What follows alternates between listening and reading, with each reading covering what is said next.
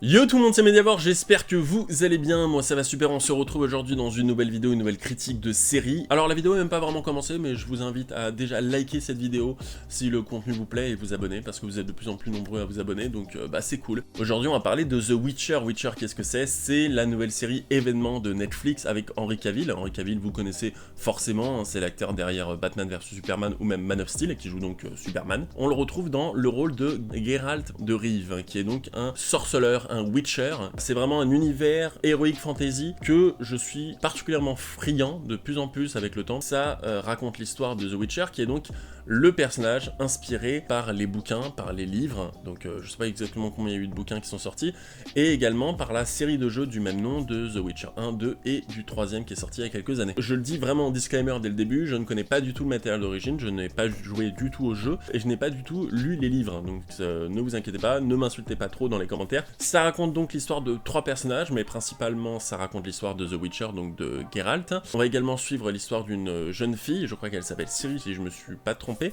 et on va suivre également l'histoire de Yennefer. Donc Yennefer, elle, c'est une jeune fille qui était donc bossue, qui a fait preuve de pouvoir surnaturel, magique, et qui a été donc recrutée par une femme mystérieuse pour intégrer une école de magie. Également The Witcher, donc lui c'est un mec, c'est un mutant, qui donc a des pouvoirs un peu surnaturels, qui est capable de faire certains trucs, mais pas de la même façon qu'un mage. Je sais pas exactement s'il a des pouvoirs, j'ai l'impression qu'il a plutôt une certaine force, il a l'air d'avoir certains pouvoirs défensifs, mais très léger, et ces 3 personnages font partie d'une destinée qui les relie, Yennefer et Geralt, et cette jeune princesse qui s'appelle donc Ciri. C'est une histoire intéressante, c'est une histoire, comme j'ai dit, que je ne connaissais pas du tout. C'est une série qui se veut intéressante, c'est une série qui développe vraiment un univers incroyable, qui développe vraiment des cultures jamais vues ou très peu vues dans l'heroic fantasy. On a énormément de richesse au niveau décor, on a énormément de richesse au niveau des paysages, au niveau des personnages, mais il y a quelque chose qui me dérange vraiment dans cette série, et je vous en parle tout de suite, c'est le fait que pour quelqu'un qui arrive totalement dans cet univers, qui ne connaît pas comme moi, qui ne connaît pas, donc pas les jeux, qui ne connaît pas les livres, j'ai eu beaucoup de mal à rentrer dans l'histoire, parce que je trouve que le développement des personnages, le développement de l'histoire, le développement du contexte dans lequel tous ces personnages et l'histoire évoluent est très mal expliqué. On va avoir les 3 personnages qui vont évoluer dans une temporalité différente, ce qui n'aide pas à l'histoire, et surtout on va pas nous dire à quel moment on est dans le passé, à quel moment on est dans le présent, à quel moment on est dans le futur. Il faut vraiment arriver jusqu'à l'épisode 6 voire 7 pour vraiment commencer à comprendre la globalité de la série et ce qu'on a déjà vu en fait. C'est-à-dire qu'on va avoir beaucoup de personnages qui vont faire des actions, qui vont vivre des choses qu'on comprendra plus tard dans la série. Et moi ça me dérange un petit peu, parce que je trouve que c'est vraiment une manière un petit peu, on va dire, flemmarde d'écrire un scénario. Le fait d'avoir vraiment des retours en arrière sans le savoir, ou d'avoir des personnages qui évoluent dans une temporalité différente, on va avoir un gros problème de récit et un gros problème de compréhension. On a beaucoup d'épisodes, on se dit mais en fait je comprends pas ce que je suis en train de regarder en fait. Enfin, et pas seulement sur la temporalité, je trouve que le développement des personnages est un peu mal foutu, genre comme je disais, hein, si vous n'êtes pas habitué avec cet univers, bah vous allez rien comprendre au début, et il faudra vraiment attendre la fin de la saison pour essayer de commencer un petit peu à comprendre, avoir des bribes d'informations, ce genre de trucs. Moi pour ma part, je dois être vraiment très con, ça je trouve, hein, je sais pas, hein, dites-moi, peut-être que vous avez compris instantanément, si vous connaissez ou si vous ne connaissez pas, mais j'ai dû quand même demander via des réseaux sociaux si j'avais, parce que j'avais pas compris l'épisode, et j'ai un petit peu fait le tour et je me suis rendu compte que effectivement j'étais pas le seul à pas comprendre le pourquoi du comment, à pas comprendre où est-ce que l'histoire allait avancer. En fait, je devrais pas avoir à lire les bouquins, je devrais pas avoir à jouer aux jeux vidéo pour regarder la série. Je m'attends pas à devoir aller regarder les bouquins pour essayer de comprendre les personnages, pour essayer de comprendre pourquoi il a fait ça, d'où il vient, c'est quoi son histoire, et surtout, qu'est-ce qu'il veut en fait. C'était un peu le même problème qu'on avait par exemple avec les adaptations des séries Marvel, ça veut dire que on nous faisait très peu de développement de personnages parce que on avait déjà eu les films avant, et si t'avais pas vu les films, tu comprenais pas forcément la série, et vice versa, des fois tu comprenais pas forcément les films, où il y avait des éléments du film que tu comprenais pas parce que t'avais pas vu la série, et c'est ça qui me dérange. Et encore là, on parle vraiment de films et de séries, alors que là, dans The Witcher, c'est vraiment une histoire de séries, de bouquins et de jeux, et franchement, j'ai pas envie de me taper toute la collection des bouquins et des jeux pour vraiment regarder la série et pour l'apprécier un maximum. Les acteurs sont plutôt bons, Je dis en général parce que des fois c'est pas toujours ça. Henry Cavill fait le taf, je trouve qu'il joue bien. Il développe ce personnage que je ne connaissais pas, qui a l'air d'être un gros dur mais qui a l'air quand même assez gentil. D'après ce que j'ai cru comprendre dans les bouquins et dans le jeu, il est beaucoup plus méchant. Donc pour l'instant son personnage est assez développé, mais je trouve que le plus intéressant dans cette série, c'est pas vraiment ce personnage. Je trouve que le personnage de Yennefer, qui est donc la mage, qui a un passé assez difficile, assez douloureux, qui commence à prendre confiance en elle jusqu'à prendre beaucoup de pouvoir et avoir une soif de pouvoir assez incontrôlable,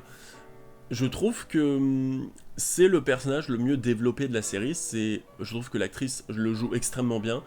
Je trouve qu'il y a des choses vachement intéressantes dans son jeu, et j'ai hâte de voir ce que la série va développer autour de ce personnage, autour de vraiment de son univers à elle. Et donc le personnage de la princesse, on essaye de vraiment nous balancer quelques petites informations, mais vraiment très très peu. On sait qu'elle a une destinée, on sait qu'elle est importante, on sait que sa mère avait des pouvoirs, on balance pas trop d'informations pour l'instant, on essaye de rester très discret pour donner beaucoup plus dans les saisons prochaines. Pour moi, un problème, c'est vraiment le problème des personnages qui ne vieillissent pas, dans le sens où on a donc la grand-mère de cette princesse qui a l'air d'avoir le même âge 15 ans auparavant, et maintenant, qui n'a pas pris du tout une ride. Pareil pour The Witcher, qui n'a pas du tout changé. Certains personnages qui ne changent pas du tout, alors peut-être parce que c'est des êtres un peu magiques, je ne sais pas comment ça se passe. Et c'est pour ça que la compréhension de la série est un peu compliquée. Qu'est-ce que je peux dire vite fait au niveau, comme j'ai dit, donc des effets spéciaux? Tantôt c'est bien fait, tantôt c'est mal fait. J'ai l'impression que le feu, c'est vraiment le truc le plus difficile à faire quand on est animateur, quand on est artiste 3D, effets spéciaux, parce que le feu, c'est quelque chose qu'on connaît, c'est quelque chose de visuel, on sait à quoi ça ressemble, et quand on voit du faux feu, on le voit direct. Quand on voit des fausses explosions, quand on voit du faux feu, et bah tout de suite on voit que c'est fake. Et moi je trouve que ça me sort un petit peu du truc quand je vois des faux effets spéciaux, ça me rappelle un petit peu Once Upon a Time, et je trouvais que la série avait un gros problème au niveau des effets spéciaux, un petit peu comme Spartacus par exemple, où on voyait clairement qu'ils étaient sur fond vert, et encore ça c'était un parti pris, mais Once Upon a Time c'en était pas un, c'était assez moche au niveau des effets spéciaux, et ça me fait penser un petit peu à The Witcher, même si The Witcher est quand même beaucoup mieux. Au niveau des costumes, on a beaucoup de choses qui ont été développées, que ce soit le costume de The Witcher, ou même le costume de Yennefer, qui a toujours des tenues absolument magnifiques, des robes somptueuses, et également donc la mage suprême dans l'école de mage, qui est toujours magnifique, toujours bien habillée, toujours avec beaucoup de classe. Il y a vraiment un développement maximum de l'univers dans lequel The Witcher évolue. On a beaucoup de paysages assez différents, et je trouve surtout vers la fin de la série, parce qu'au début je trouve ça assez similaire, on va avoir des montagnes, on va avoir à un moment donné, on va avoir des plaines, on va dire un petit peu orangées quand un personnage est en train de faire des fouilles, et que je trouvais assez joli. On a des plaines arides, on a également la forêt, on a également la neige, et la série a l'air de vraiment vouloir en montrer un paquet, et vraiment montrer vraiment la grandeur de ce monde. On a beaucoup d'accents différents aussi, parce qu'il y a des accents différents, il y a certains personnages qui ont l'air d'avoir des accents un peu du nord, d'autres qui ont un petit peu des accents du sud, beaucoup plus rock, d'autres beaucoup plus british on va dire, et ça c'est plutôt intéressant également, donc parce que je la regarde en VO, parce que si vous le regardez en VF, à peu près on aura tous les mêmes accents. On a beaucoup de développements de races différentes, hein, des dragons, des elfes, des mages, des sorceleurs, enfin vraiment des sorcières, je crois qu'il y a des orques aussi, des loups-garous, mais surtout on a une ambiance heroic fantasy vraiment très intéressante, très intense, qui a l'air de nous proposer beaucoup de choses. The Witcher, c'est une série à suivre, c'est une série qui est assez intéressante, c'est une série qui m'a pas laissé de marbre, hein, c'est une série qui propose quelque chose d'assez, on va dire, original et captivant.